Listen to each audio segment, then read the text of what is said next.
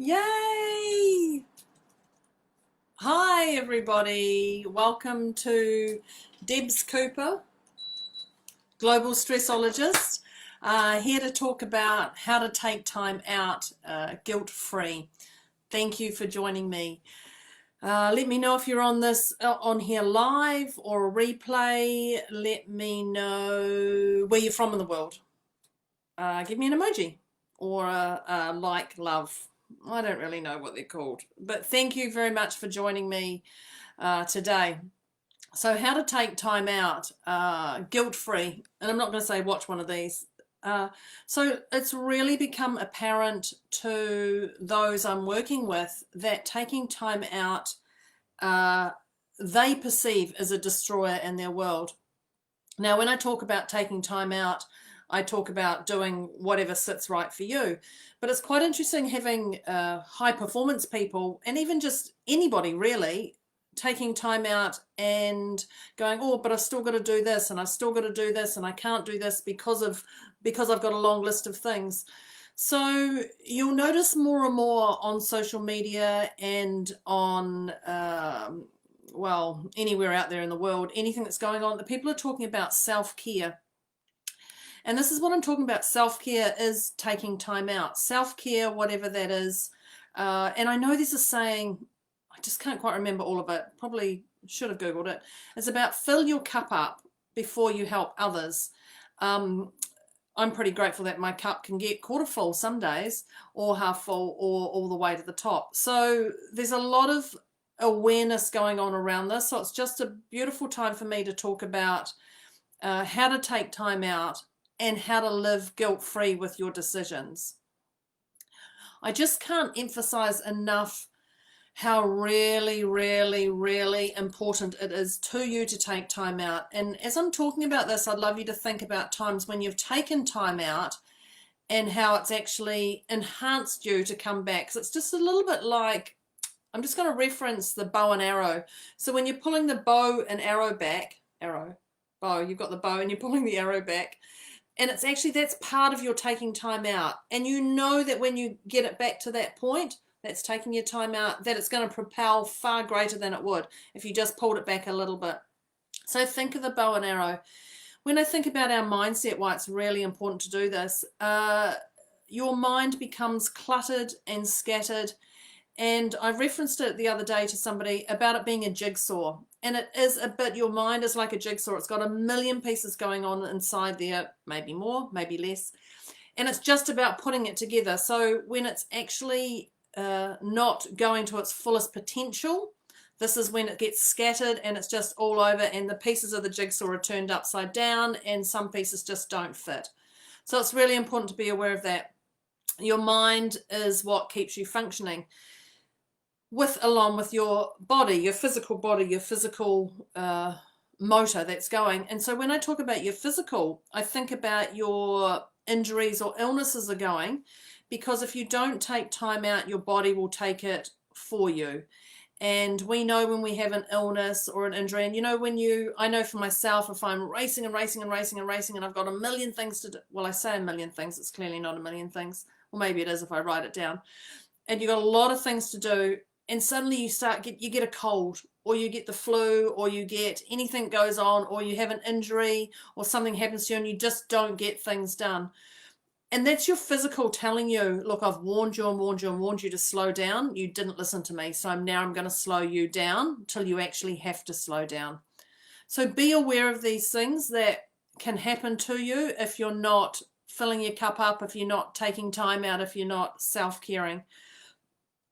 Also to those people around you. And when I talk about people around you, those who are closest to you, and I reference it about kicking the dog, don't kick the dog, please, because the dog could bite back. Definitely don't kick the dog anyway. But there's people around you who are sometimes, if you are on edge, if your brain capacity is like a jigsaw puzzle, everyone around you is tippy-toeing on eggshells. And you know those people when you're on eggshells, because they're on eggshells, because there's times where you've been tippy-toeing around them. So just be aware, it's really, really important to take that time out. I can't emphasize that enough. And I trust that you're listening to this going, I remember the time my partner didn't take time out and all hell broke loose. Or I remember the time that this happened and I didn't take time out and So be aware of that. Now, your body doesn't lie. And I don't know if I said that before, but your body doesn't lie with what's going on. So if you don't take that time out, it will take it out for you. So when I talk about things, how to take time out, I talk about exercise. And so exercise could be just going for a walk. It could be walking, it could be going for a run, it could be going to the gym, it could be whatever time out is. And it could be walking to the letterbox and just taking a moment, walking really slowly and appreciating what you have around you. Whatever that is, to take time out from your office, from your home, from the people around you, anything like that. I don't encourage you to go for a walk when you're cooking dinner or cooking anything, because we don't want fires. So be aware of that one. So even if it is just walk around the garden, stand on your balcony, whatever it is, stretch up high, stretch down low, bend over, do whatever you have to do. Whatever exercises make you feel right for that. Thump on the treadmill, go do that, whatever it is. Or don't. If you don't feel like exercising, for goodness sake, don't go out and do it because I said you have to do it, because you clearly don't. Eating. So eating, when I'm in that, oh God, I've got to just stop, everything's on top of me mode, I like to eat potato chips. Now, potato chips aren't the best for my body. I'm aware of that. But if my body's saying I want potato chips more than my mind, sometimes my mind flicks through to my body, and I'm craving that salt and I'm craving the crunch, whatever it is. I do have my particular type of potato chips, so I don't really like other potato chips. But if you want to eat something that makes you feel much better than you already are, then do it. Then do it. If it means eating a whole packet of potato chips, do it. Try not to do it the next day, or eat 2 packets in one day, or 3 packets or more. Ensure that you only have enough in the pantry just to get you through a little bit. But whatever it is, to take time out of what you're doing. If you want to eat, eat. If you don't, don't. Drinking. Now, drinking is an interesting one. And when I talk about drinking, I'm talking about, I personally love my water, and I love my water bottle. Drinking from the top of this water bottle, I love it. And I struggle with drinking this way for water bottles. I just like that water bottle. So if you want to take time out and just stand on your balcony or stand outside and scull a big glass of water, or drink it slowly, or whatever it is, or if you want to have a fizzy drink, or if you want to have alcohol, whatever it is. I don't encourage a lot of alcohol though, because I know it can allow you to take time out, and it can block a few things in your body as long going with your mind, and it can cause conflict if you decide to pick up your phone and do social media while you've had too much alcohol. But whatever it is, have a drink, or whatever it is that requires you to nourish your body. This is all about self-care, filling your cup up, taking your time out. Social media, and I talk about social media because this is such an interesting one that can lift your day or destroy your day. I encourage you to get on and look at all my podcasts, listen to my podcasts, look at my Facebook lives, get on my YouTube if you want, and have a good nosy on the channel there, or somebody you like, follow them. Be aware social media can lift you up or take you down, like everything. So if take time out means you're going to watch social media or scroll, so be it. Just limit yourself. Don't go, okay, today, all day I'm going to be looking at my little screen all day. This is an interesting one. My next tip was showering. And I'm a firm believer in showering at least once a day. However, there are days when I want to take time out and I just go, you know what, I'm not even showering today. I just can't be bothered.